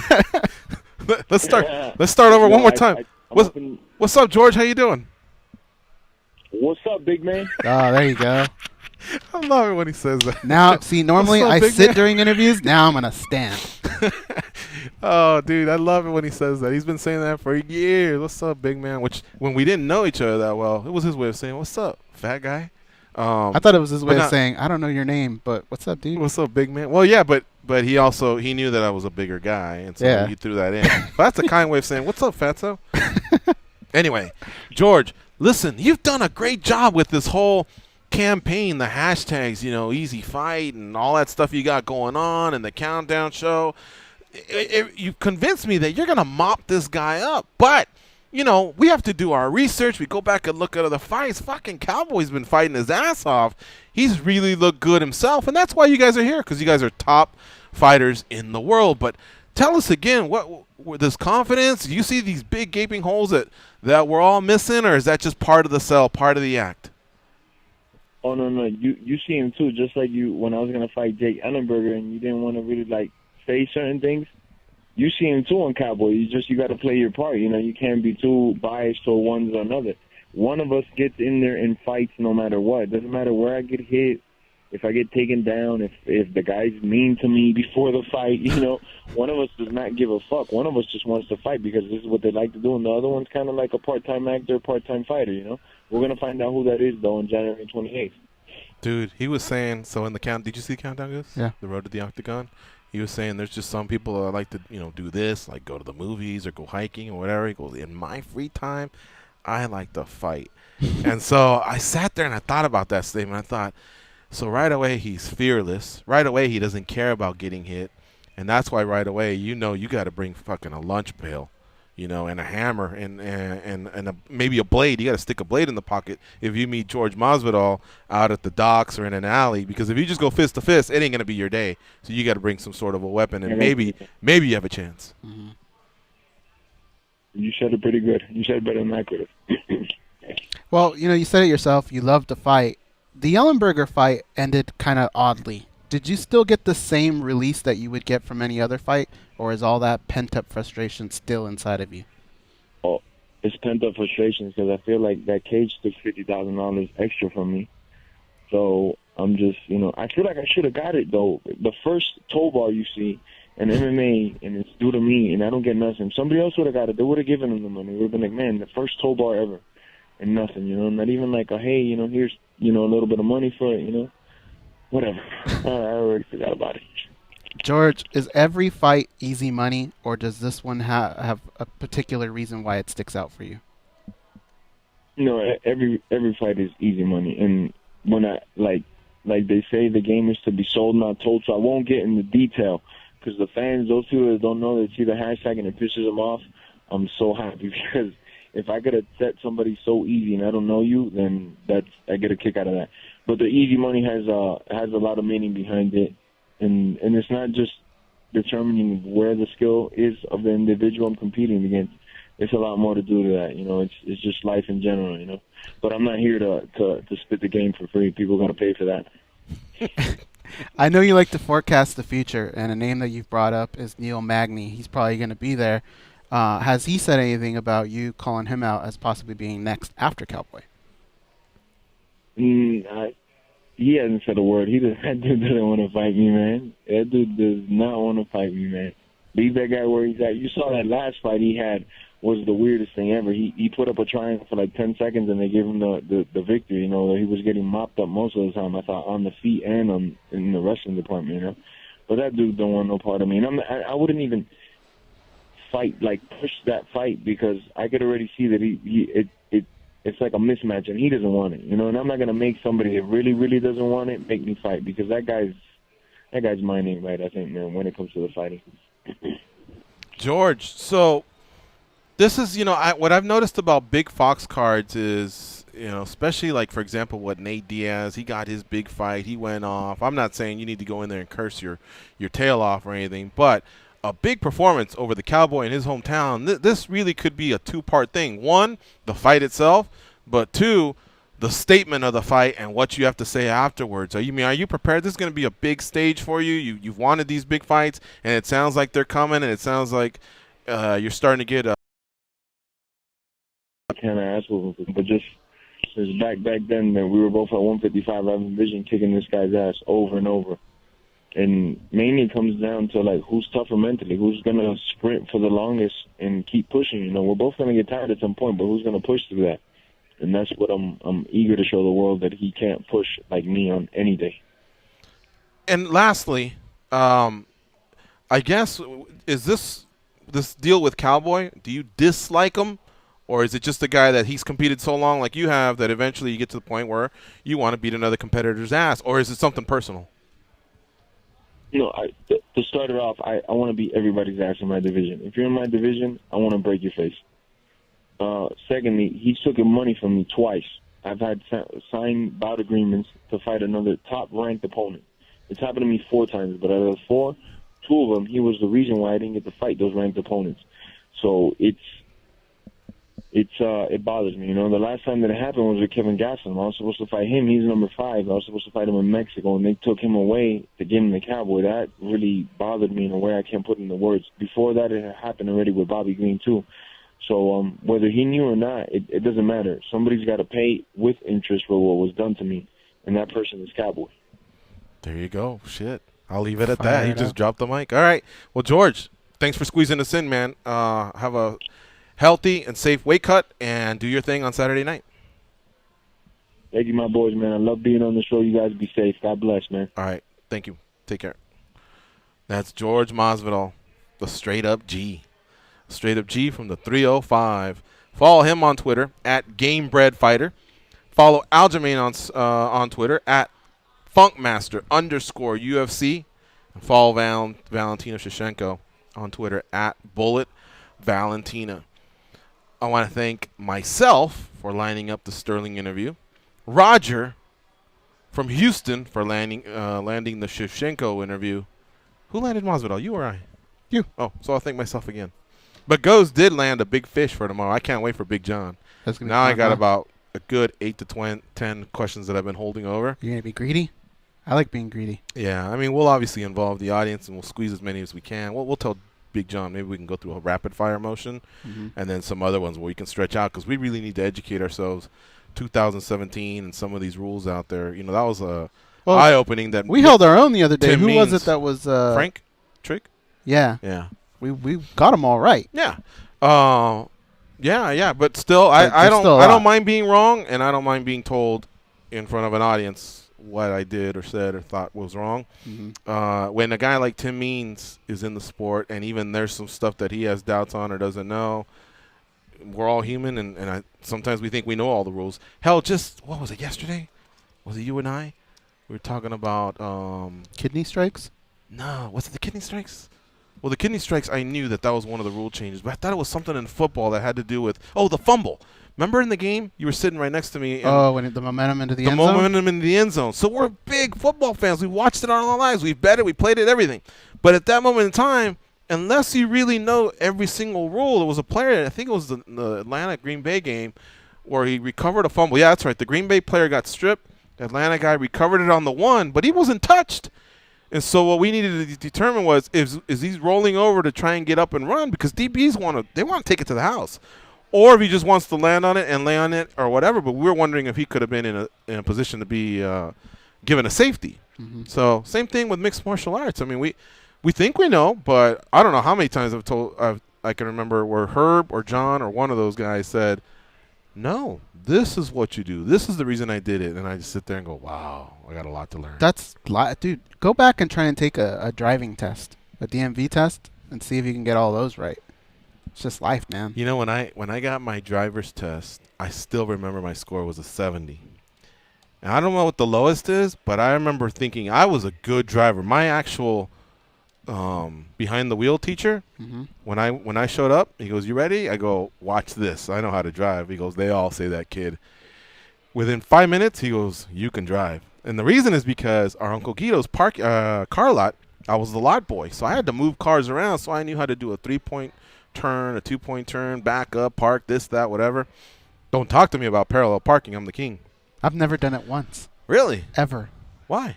You just go on to the next It wasn't, they didn't require it when I took my test. Okay. And so I figured, well, I mean, there's just, where we grew up, there wasn't that many situations where you would need to know it anyway. Yeah. Maybe if you grew up in L.A. Right. So I've actually never even attempted it. Well, so anyway, he within 5 minutes, he goes, "Okay, you're comfortable. You know what you're doing." And he kind of believed me, right?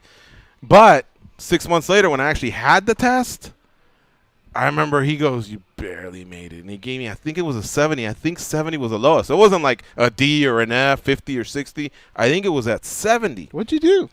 I don't know. I guess I thought it was such a hot shot. I wasn't turning. You have to turn when you're switching lanes. You got to like, I guess they want you to be like the girl in The Exorcist and actually spin your head all the way around to change. I must have been lazy there. I must have been lazy, because I just thought I had it. But I did pass.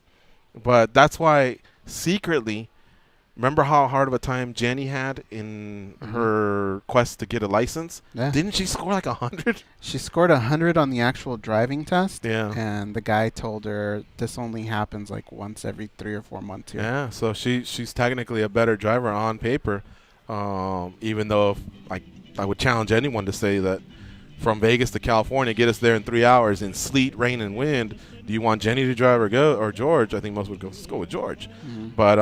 But yeah, she nailed it, man. She did a great job. All right, speaking of great jobs, Danny and Victoria, awesome job. Actually, more Victoria than Danny, in my opinion. Danny's my man crush, so I have to say he did okay. I kind of kept the score here, and Victoria had a 9.5 out of 10. Mm-hmm. Danny was like a 7. So those are your guys' grades over there. Junkie Nation, thank you for the calls and for all the reactions and Facebook chat. Goes, you did outstanding as well. I, however, took it to another level. I was fantastic. Tomorrow we'll be joined by Big John McCarthy in studio. He will be co-hosting the whole episode. We'll probably try and round up maybe one guest, maybe 2 if we have to. But for the most part, I think we want to talk with Big John McCarthy, for crying out loud. Yeah, man. He's one of the huge figures in this sport, and there's changes in 2017 that we should all be made aware of. Plus, it's fun to just talk to him about the old days, LAPD, all that other stuff. All right, so for Victoria and Danny and Goes, I'm George. Have a nice day. Go out there and be champions. If you see it once, you'll never be the same.